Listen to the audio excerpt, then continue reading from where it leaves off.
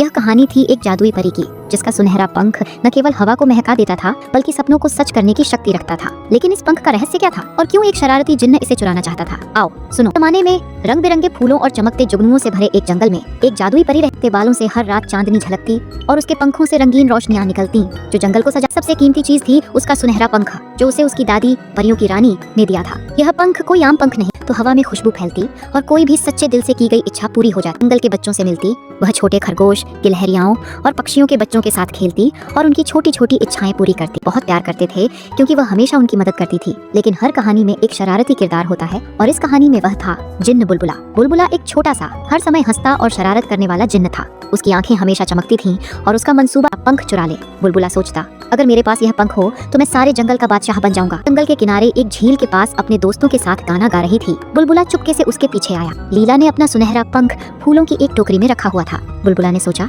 यही मौका है। उसने अपनी जादुई छड़ी हिलाई और एक बड़ा सा रंगीन बुलबुला बनाया जो लीला और उसके दोस्तों को अपनी तरफ खींचने लगा। सभी बच्चे उस बुलबुले के पीछे भागने लगे क्योंकि वह बहुत खूबसूरत था और उससे इंद्रधनुष की तरह रोशनी निकल रही थी। बुलबुले के पीछे गए। बुलबुला ने चुपके से टोकरी से सुनहरा पंख उठाया और जंगल के गहरे हिस्से में भाग के आई और अपना पंख गायब पाया तो उसका दिल धक से बैठ गया। ओ नहीं, वह बोला, सुनहरा पंख गायब है। अब जंगल के बच्चों की इच्छाएं कौन पूरी करेगा?